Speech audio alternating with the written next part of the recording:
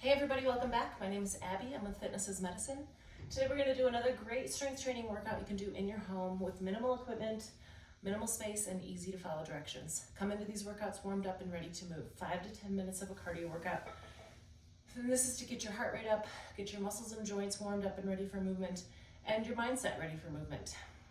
Today we're going to need a few different dumbbells. So I've got kind of a medium to heavy weight here, a fit ball, obviously, a step if you have one. Otherwise, you can use the bottom, a stair in your house. You could use a step in your house. And then I've got 2 heavier dumbbells. And then for the final one, not final, but a bench, and then another like moderate weight dumbbell. Of course, you could use the same 2 dumbbells for this entire workout. But if you've got the extra weight sitting around, why not use it, right? You can also use heavier things in your house, like soup cans or water bottles or filled water jugs, things like that. So if you don't have dumbbells, those are alternatives for exercises like today. Okay, we're gonna start with a chest press with a bridge on the ball. If you don't have a ball, or if you're not comfortable bridging on a ball, you can do a bridge on the floor. We're gonna start here. So walk yourself out to a bridge. You want your head and shoulders resting comfortably on top of the ball, and then your glutes engaged so that you've got a nice flat surface here, so from your shoulders to your knees. Now we're going to do an alternating chest press, so get those arms in position. You're going to do one and then the other, isolating one side at a time. Now you can have them turned like I've got them turned here, or conversely you can have them in here with your elbows tucked in. It doesn't really matter, whatever feels better on your joints. Now, as you alternate, you're having to stabilize a lot with your core and your glutes. 9, 2 more, 10, and 10. All right, good. Now just hold them here, walk yourself back up. All right, good job. Let's see. All right, I'm going to put these weights up. And next we're going to do a side step up. So do it near something like a banister, or like here I've got my elliptical, and I've got one weight that I'm going to use in one hand. Preferably turn so you've got that, but I'm just going to turn straight here.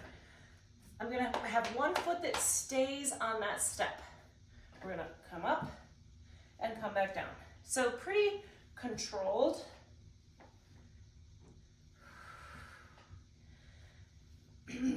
What I like to do, I like to use extra weights, right? But on one side so that I can hang on if I lose my balance here. So I've got this here. Also, when you hold a weight in one arm and not the other, you're really having to engage your core to keep stable. So I want to stay stable. I don't want to be, hiking that up. Keep my shoulders stable here, level.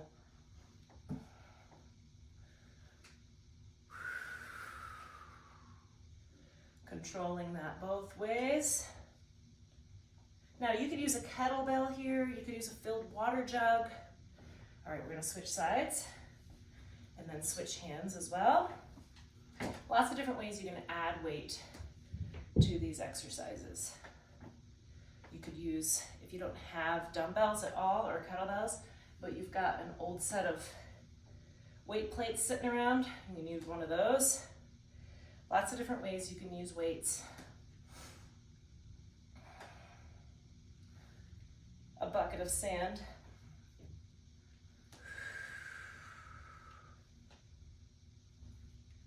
Control both ways.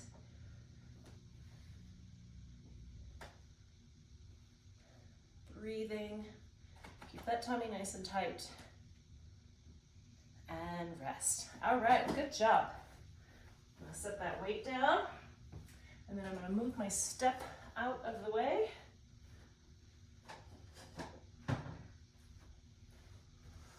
And next I'm gonna pick up both of those dumbbells. I've got a couple heavier dumbbells here. Just like when we did our squats the last time, pick them up with good form. Bend those knees, stand up. Now, what we're gonna do, this is a weighted carry. So all you're gonna do is walk, holding these heavy weights on both sides.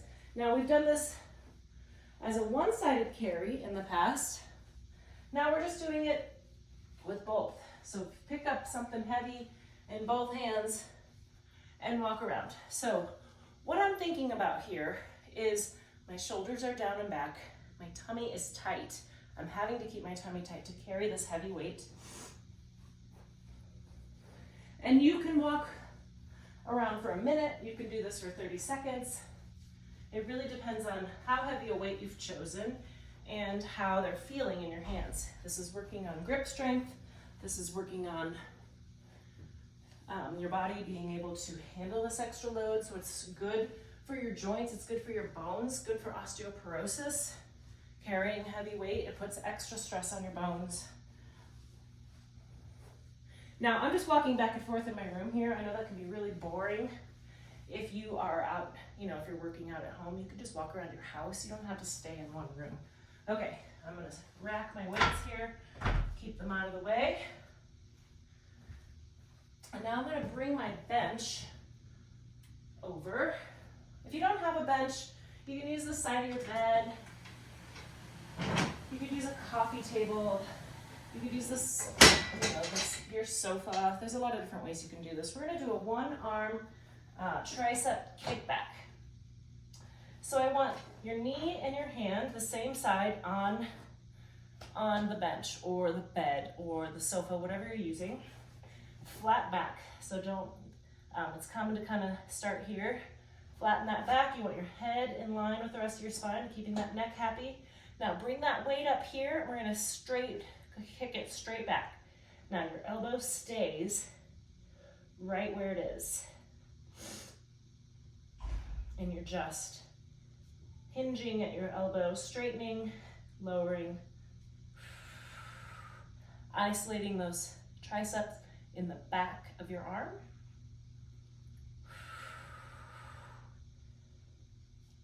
And 10. Now you can just turn around. Remember, same side, knee and hand on the bench. Bring that elbow up, straight back. Now, if you've started this and you're like, "Ooh, I've chosen way too heavy of a weight," you can always just pause and go grab a lighter weight. Similarly, if you haven't grabbed a heavy enough weight, go grab a heavier one. 9 and 10. All right, good. You should really be feeling that right back in here. Let's see. All right, I'm gonna push my weight, my bench back out of the way. And now we're gonna do an airplane tip over. So we're gonna do some balance. Stand next to something for support. You can stand next to a wall or a kitchen counter or something sturdy. Shoulders down and back to start. Just tip at your hips. And we're gonna go back and forth in that. Try not to put your foot down if you can. Keeping your back nice and straight here. Commonly I see kind of this, and then you stick your foot back. So you want to stay nice and tall, just tipping at the hips. Now if you can't go that far, you can tip here and back and forth. Okay, that's 30 seconds. Other side. Keep your shoulders down away from your ears. So this is a good hip stabilizer. You're also engaging your hamstrings when you're going back and forth like this. Think about using your whole foot, spreading your toes in your shoes, or do this barefoot. That's a great way to do balance, actually.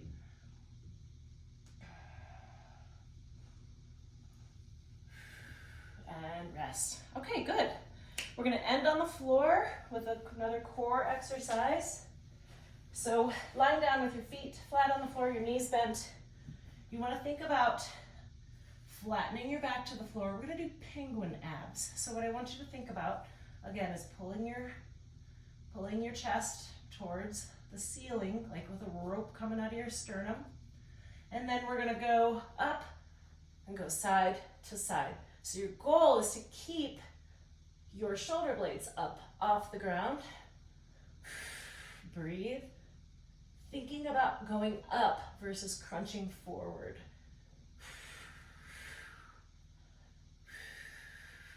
9, 10, and rest. All right, good. Of course, you can always do more of those, or if they're really challenging, you do 5, take a break, finish with 5 more. And that's with any of these exercises as well.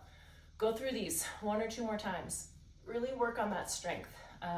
Add a little cardio in between, working on that cardiovascular system and also increasing your calorie burn, and follow with a good cool down and stretch. If you have any questions or need any modifications, please feel free to reach out either privately or leaving a message in the comments. Have a great workout, and we'll see you next time. Thanks, everybody.